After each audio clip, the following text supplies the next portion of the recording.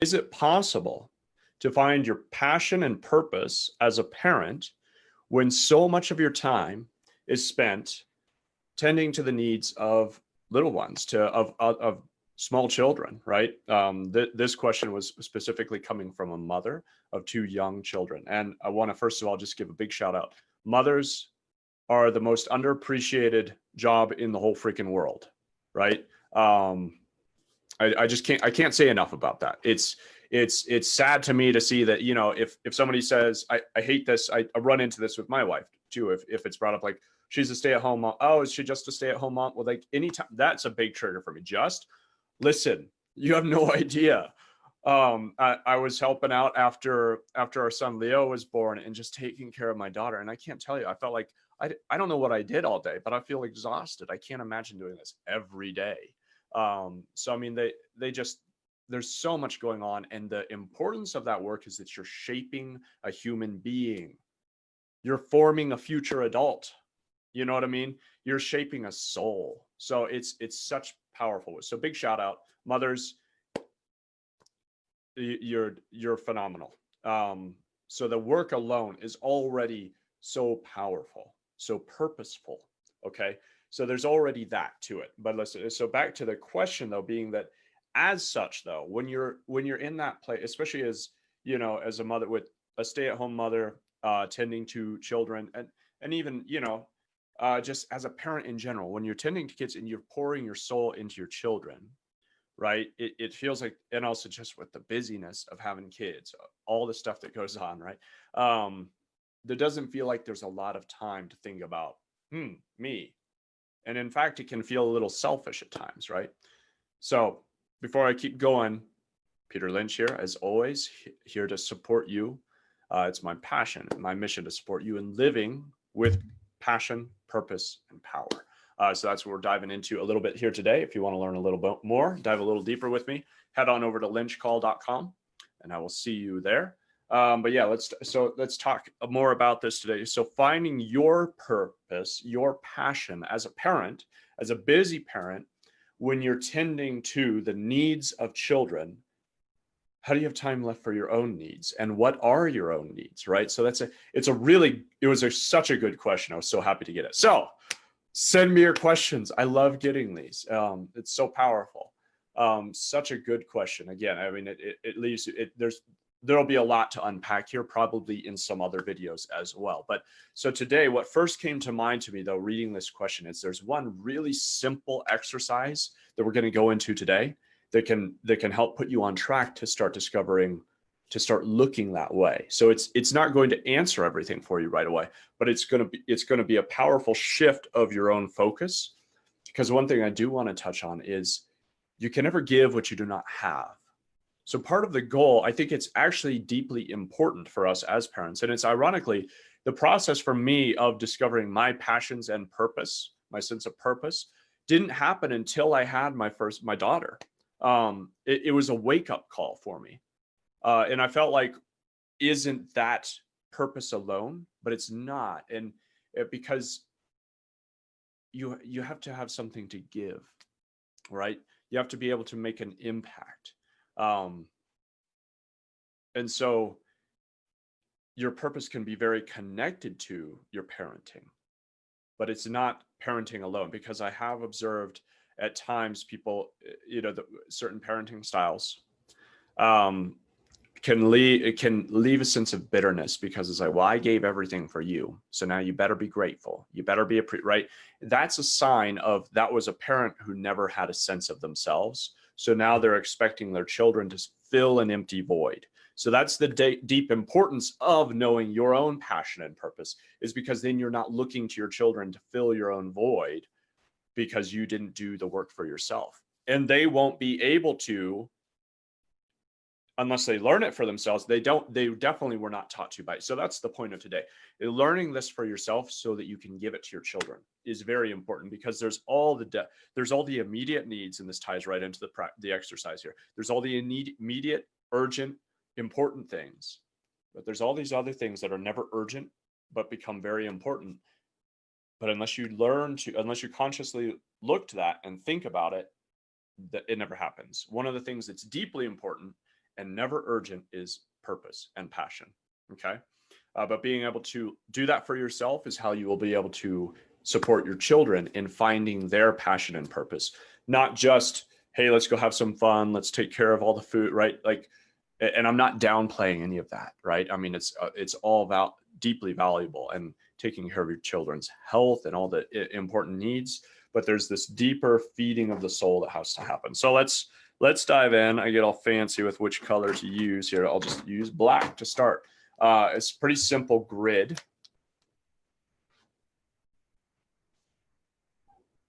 Hope that all, we have enough room there. You know what?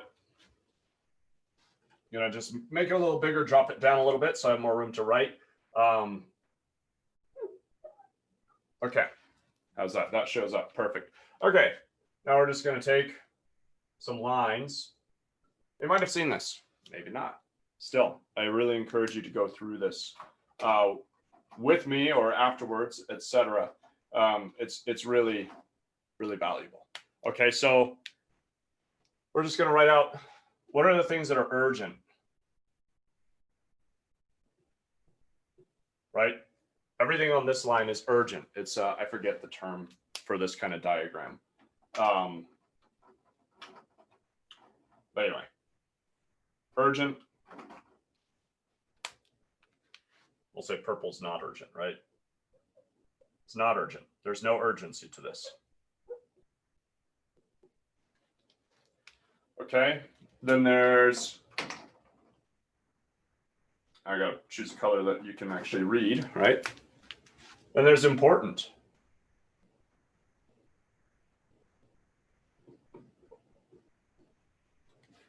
Guess what's next?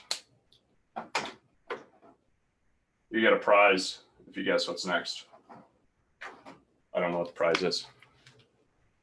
Not important. A little risky using a color first time live. It's kind of ugly. I won't say what it looks like. All right. But that's the diagram, right? Simple. And I love things that are simple because we have this human tendency to overcomplicate stuff. If I'm going to find my passion, I must have to go to Tibet and climb Mount Everest. No, you don't need to. If you've got, and the other thing is also being parents can feel very busy, right? I feel busy, but it's part of what I teach too, is learning productivity, learning to master your time, which is your life. You want more information on what I've got there, head on over to timeboss.pro. You can get a free access to a mini course I've got actually just put together the other day. So it's really good to help you get on top of your time more and make a little more time for yourself through the day. But so much of it has to do with focusing on what's important. Okay. And I guarantee you, we all have time. We all have some amount of time. And if you have 5 minutes a day, you can start working on your own passion and purpose. Which I know we do if you're watching me, right? Okay, so this is it though. Again, we overcomplicate stuff and you just got to stop. No overcomplicating here. Here's the deal. Which color should I use now? Okay, everything else is just going to be green. Speaking of overcomplicating, here we go. As you can see, right? I have to work against myself. Okay, so what's this look like then, right? All the urgent stuff. It could be urgent things that are important. Then you have the urgent things that are not important, okay? So I'm trying to think of a good example of something that's urgent and not important now. My daughter wants to watch a show, TV show, right? For her, it's very urgent. And the way she brings it in to me, sometimes, you know, like interrupting my work, is very urgent. Very like, this has to happen right now. But she's deeply important, but that's not important, right? It's like, okay, especially for my day and the way that things scope out, it's like, that's not important. It's not a reason to interrupt. Of course, communicating that to her at her age doesn't work. And we have, anyway, I put a sign on my door, I flip it to red to say, don't come in. And she turns it to green on her own and just says, oh, it's green now, I can come in. So it's, anyway, challenge, you know, those kind of challenge, but It's the kind of thing where I can never be too upset. Anyway, that would be a case, right? My daughter wants to watch a show. Okay. For her, it's very urgent. And the way she brings it in, it's urgent, but it's not important, right? And then you have things that are important, like maybe a bill. Okay. Maybe it's, there's all kinds of things. Maybe you're, man, like, what I just had was a link wasn't working. I was sending traffic to a link through ads. So I was paying for ads, sending traffic to a link that was broken, wasn't working correctly, right? So broken, let's just call it tech issues, can be very important problems. Can be very important and very urgent. I mean, it's very important that works, and it's urgently a problem because I'm spending money on something that's broken, right? So that's a good example. Important and urgent, right? A bill might be important and it could be urgent, like, oh shoot, we got to pay this bill on time. Okay. You get the picture there. So not urgent and not important. It's so funny because honestly, I've done this, and so I've come into the practice of already putting things that are not important and not, or this quadrant is already, I've really pushed out of my life. So I don't have a good example right now. Again, I'll have to scratch my head a little bit, but you get the picture. I mean, there's things that are just, they're not urgent and they're not important, but they do come up. And really this quadrant can just be disposed of completely. There's no reason for it. Oh, you know what? Actually, here's a good one. Okay. There's a show on Netflix I want to watch. Okay. Right. Like there's no urgency to watch reruns, right? I mean, if it was a premiere or something, you could say it was urgent, maybe. It's not important. It's not urgent. It's reruns of a show on Netflix. Cool, right? So that one isn't one that you have to push out of your life. It's just recognizing, okay, let's just categorize it appropriately, right? It's not urgent. It's not important. Here's the thing though, is the one that we pay the least attention to, right? What gets the most attention is everything urgent. That's just our human nature. When we're not focused on what's important to us, we'll allow urgent things to take over our lives. So that's where most people live, honestly. Most people live in just reacting to whatever's urgent. Oh, I got to do this now. I got to do this. I got to take care of, the printer started malfunctioning. I'm not even printing anything right now. Why do I care if the printer's not working? I mean, things happen like that. It's like, oh, the printer's not working. The landlord called. Doesn't matter. I'm going to stay focused on what's important, not urgent. And maybe the landlord call might be important, but still, usually things can resolve at a later date or something. Like there has to be a time and place for focus on what's going to move you forward, not just reacting to whoever, whatever. Okay. So not urgent, not important. This is the one though we pay the least attention to, and is arguably the most important because it's important, but it's not urgent. It's important to you though. So this is where you have to start looking at, man, what are all the things that I actually do? Right. So this is where it takes a little bit of soul searching, and this one will be challenging. I guarantee you, this is a challenging one to start looking at. Right. And it could be something like, write a book,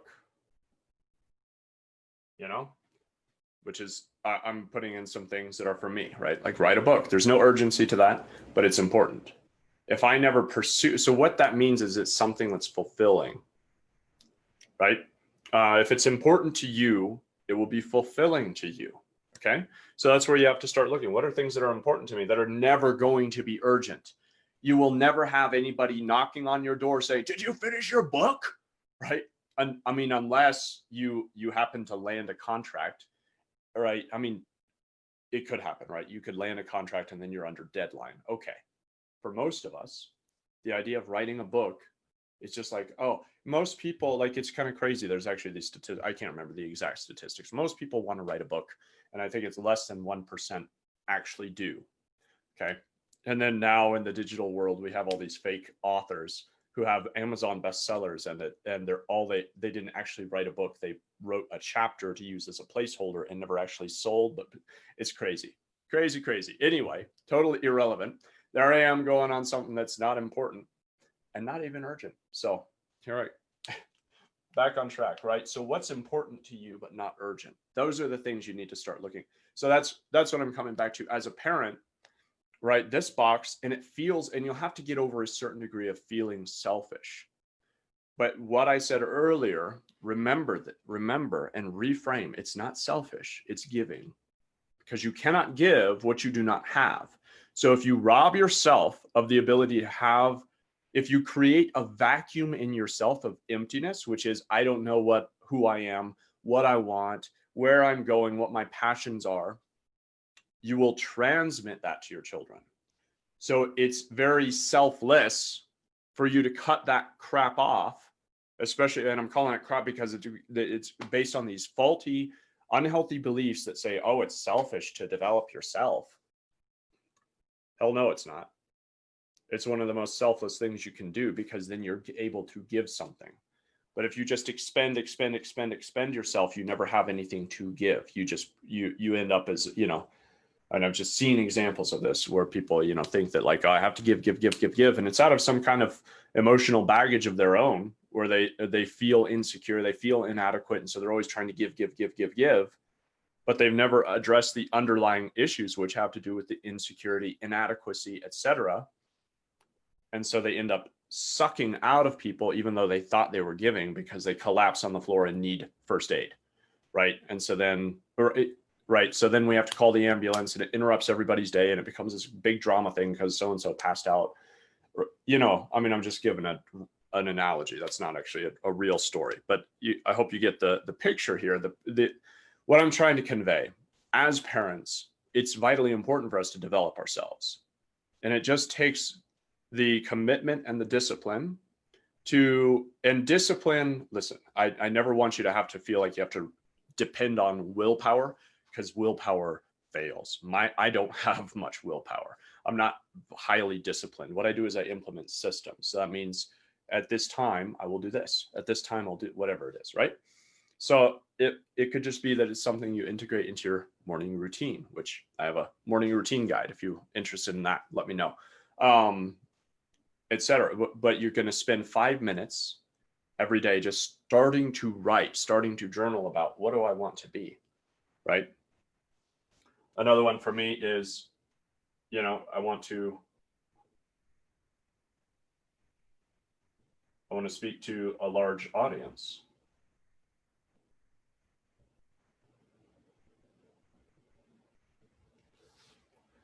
It's not it, and so, right, like another thing that's a little bit more, I want to inspire. These are just, these are things from me. It's like, I really long to connect with other people, to connect with people, inspire, and speak to a larger audience than, right now. And it's not urgent, because there's all these other things that are always coming into the day that are urgent, but it's deeply important to me. All right. So that's just where you have to come to. It's just, what are the things that are very important to you that that you long for, right? My quote there, if you don't chase your dream, the ghost of your dream will haunt you. And for too many people, it's the skeleton in the closet. The dream is dead, and now the ghost of it, it's the emptiness inside, the vacuum, right, of the dead dream, then haunts. And it feels like there's just something there that's a little vaguely uncomfortable. And it's easy to then try to fill that void with things that are urgent and not important, or not urgent and not important, right? And that's really where this starts to come in. It's just like, okay, the urgent things are done. Now what? Well, okay, let me pull something out of this other, because it's also, this is the hard work. This is hard work, because you have to start to acknowledge it, because a lot of times it's just painful to start to think, because you're going to confront the ghost to a certain degree, right? Nobody really wants to do that. But when you do, it's so rewarding and so valuable. Okay. Speaking to you as, just as somebody standing next to you in this. I don't mean it as I'm so great because I've confronted I go through this daily, just confronting my own cowardice and weakness and desire for just pleasure and comfort instead of discomfort and growth, right? So I'm just here to support you so we can all grow together. That's my goal. Thanks for watching this. I hope you got value out of it. Send me your questions. I'll answer them. I hope, and do this, and it will change your life if you do it and practice it. But that's the key. Nobody can change your life but you. It's up to you. All right. Take action. I've given you something very simple you can start doing, but it does take work. And that's what differentiates, right? That's what separates the winners from the losers, is the work that it takes. Everybody has the same opportunity. Will you do the work? Join me. Let's do the work together. Here to support you, and I want you to support me. One of the most inspiring things you can do is just engage with me. That's a great support and encouragement to me, is you just engage, send me a comment. You can send me a direct message. Any way that you want to do this, you can email me at peter@peterlynch.xyz. Or if you don't want to make it a public question, send it to me directly. If you don't mind, then leave it as a public comment. Let's all inspire each other. Put in questions, put in wins, put in ways this has inspired you, and maybe share it with somebody who you feel like could use this. So let's all inspire each other, lift each other up, especially during these crazy times, right? Let's make 2020 the best year you've ever had. It's turning into that for me. I want that to be the same for you, and it's your choice, your decision. Let's do this together. Thanks for watching. Talk to you next time. Thanks so much for watching those videos. Appreciate it. Stay tuned and watch one of the next ones that's popping up right over here to my side. I know you're going to love it if you liked this one. And if you did like it, please definitely hit a subscribe and a like. And leave me a comment. I'll be reading those and responding to you, and probably turning those into the subject for future content as well. But definitely hit one of these next videos. You're going to love it. Thanks again for watching. Peter Lynch here, out.